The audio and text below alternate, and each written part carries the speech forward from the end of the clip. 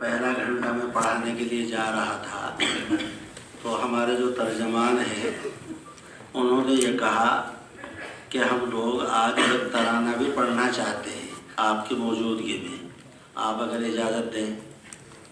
تو میں نے یہ کہا کہ ویسے تو میرا مزاج نہیں ہے لیکن بہرحال پڑھنے میں کوئی حرج بھی نہیں۔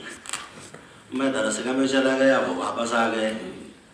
اب اس کے بعد سارے دن یہ پریشانی رہی کہ ظاہر ہے کہ ترانے کے اندر تعریفیں ہوں گی، میرے منہ پر ہوں گی، اور حدیث میں یہ بیان کیا گیا کہ منہ پر اگر کوئی تعریف کرے تو اس کو مٹی ڈالو، خاک ڈالو، دلیل کرو، یہ بیان کیا گیا۔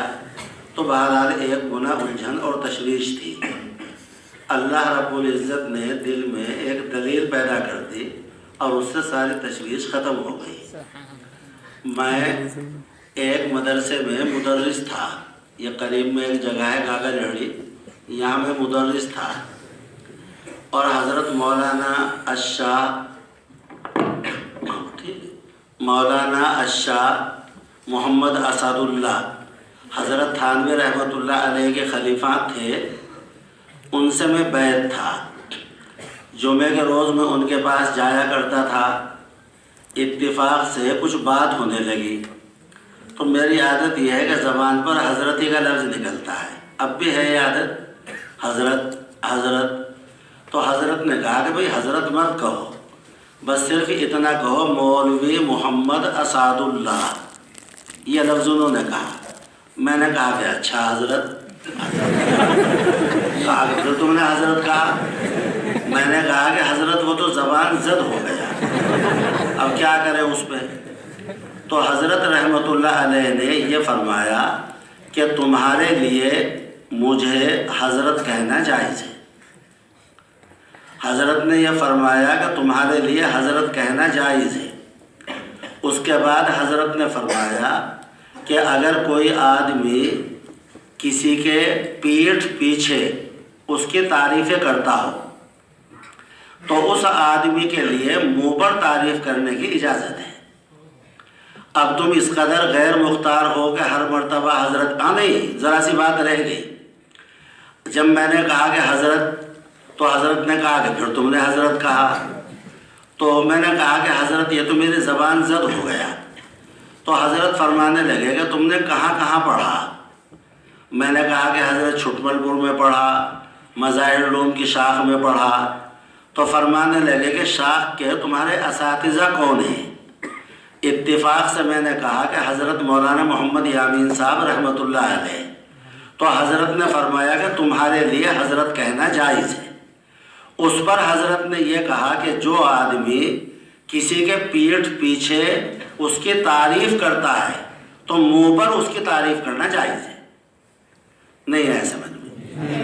یعنی میں نے مولانا یامین صاحب وہاں موجود نہیں تھے، ان کے لیے بھی چونکہ حضرت کا لفظ استعمال کیا، حالانکہ مولانا محمد یامین صاحب موجود نہیں تھے وہاں پر، حضرت کا لفظ استعمال کیا۔ تو حضرت نے فرمایا کہ تمہارے لیے منہ پر حضرت کہنا جائز ہے۔ جو آدمی پیٹھ پیچھے حضرت کہہ سکتا ہے وہ منہ پر حضرت کہے تو اس میں کوئی مذائقہ نہیں۔ تو اس سے یہ بات معلوم ہوئی کہ اگر کوئی آدمی پیچھے تعریفیں کرتا ہے اور وہ اس کے منہ پر بھی تعریف کرے تو اس میں کوئی مذائقہ نہیں۔ اور آپ حضرات کی غالب اکثریت سے مجھے یہی توقع ہے کہ آپ میرے پیٹھ پیچھے بھی میری تعریف کرتے ہوں گے۔ یعنی یہ سمجھ کر میں نے کہا کہ میرے سامنے ترانہ ہو جائے تو کوئی حرج نہیں۔ میں نے یہ سمجھ کر کہا کہ یہ سارے کے سارے پیٹھ پیچھے تعریف کرتے ہیں الحمدللہ، تو سامنے بھی اگر کچھ تعریف وارف ہو جائے تو اس میں کوئی مذائقہ نہیں ہوگا۔ یہ مٹی مٹی ڈالنے کی بات تو ان چمچوں کے لیے ہے اور ان لوگوں کے لیے ہے کہ جو وہ چونا وونا لگاتے ہیں، یعنی پیچھے تو گالیاں دیتے پھرتے ہیں اور سامنے وہ تعریفیں کرتے ہیں، تو ان کے واسطے ہے کہ ان کے منہ پر تماشا مارو اور مٹی ڈالو۔ لیکن ایک آدمی پیچھے بھی تعریف کرتا ہے تو سامنے تعریف کرنے میں کوئی مذائقہ نہیں۔ میں تو حضرت کی بات سے یہ بات سمجھا۔ اب زیادہ سے زیادہ یہ ہوگا کہ جس آدمی کے منہ پر تعریف کی جائے، ظاہر ہے کہ وہ آدمی جب تعریفیں سنے گا تو اس کو تعریف اپنے منہ پر نہیں سننی چاہیے، لیکن آپ حضرات کو معلوم ہوگا کہ آپ حضور صلی اللہ علیہ وسلم تو بالکل تمام چیزوں سے پاک ہیں، وہ حسان ابن ثابت سے اپنی تعریفیں سنتے تھے یا نہیں سنتے تھے؟ تو بہرحال بیان جواز کے لیے تو اتنا بھی کافی۔ تھانہ بھون کی خانقاہ میں مجذوب صاحب کے بارے میں آتا ہے کہ حضرت تھانوی کے لیے بڑے عمدہ اشعار پڑھتے تھے، تو حضرت مذاق میں تو دھمکایا کرتے تھے لیکن سچوں مچوں نہیں دھمکاتے تھے، یعنی فرماتے تھے کہ بھاگو مجذوب کو نکالو، یہ کرو وہ کرو، لیکن ساری باتیں سنتے تھے۔ اور میں نے حکیم اختر صاحب رحمۃ اللہ علیہ کو دیکھا، ایک ہفتہ میں ان کے پاس رہا پاکستان میں، تو وہ ایک صاحب سے نعتیں اور نظمیں سنتے تھے اور اپنے تعریف کے اشعار سنتے تھے، بلکہ یہ کہا کرتے تھے درمیان میں کہ یہ کہو کہ میرے شیخ نے یہ کہا، یہ کہو میرے شیخ نے یہ کہا۔ تو ظاہر ہے کہ ان بزرگوں کا جو عمل ہے وہ بھی ہمارے لیے کافی ہے۔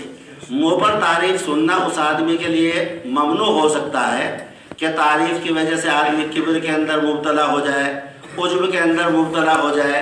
الحمدللہ امید یہ ہے کہ انشاءاللہ ان تعریفوں سے اللہ تعالیٰ کبر سے محفوظ ہی فرمائیں گے۔ آپ حضرات کے شکر گزار ہیں جو آپ نے سنا۔ اب یہ سارے سال جو پڑھا لکھا وہ نصیحت ہی ہے، کیونکہ نصیحت کے معنی ہی خیر خواہی کے۔ اب یہ جتنا پڑھایا گیا خیر خواہی تھی، یہی نصیحت، اب اس سے زیادہ اور کیا نصیحت ہے؟